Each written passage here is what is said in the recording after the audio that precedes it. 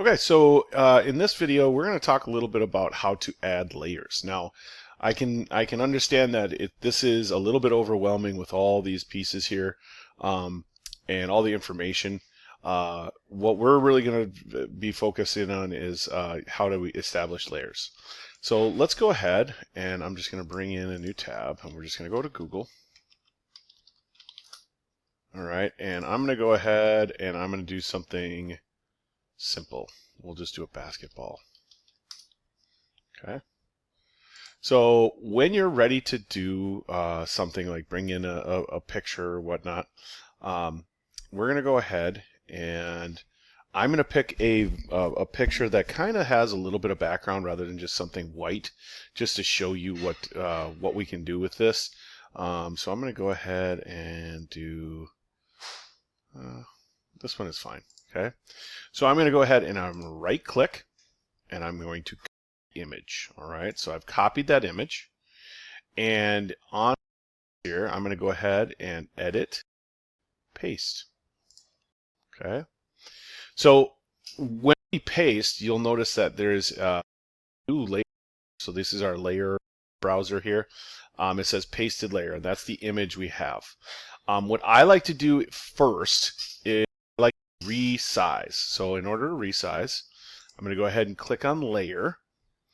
We're going to choose scale layer, and I'm going to give it some sort of distance or some sort of width. Now, a couple things I want to show you. The first one is this little chain link here. So whenever you bring in an image, it's got a preset ratio. Ratio meaning there's a certain width to the height or height to the width. It doesn't matter, but it's got a ratio. So the first thing that I'm going to do is I'm going to go ahead and I'm going to choose inches because I want to know the size of it in inches. And then I'm going to choose what I feel is going to be, beneficial for me. So this whole width is talking about the left to the right distance of this entire image. So we're going to increase that to 10. And when I do that, you'll notice that the height changes. I just hit enter on my keyboard, and when I hit scale, it scales. So it increases. Okay. The second thing that I'm going to do, first thing I scale, second thing I'm going to do is I'm actually going to rename it. A lot of times when you do something complex, you're going to have layer after layer after layer after layer.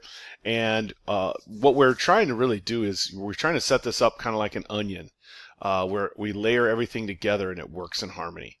So on this side, I'm going to go ahead and right click, and then I'm going to go up to edit layer attributes, and I'm just going to call this b-ball.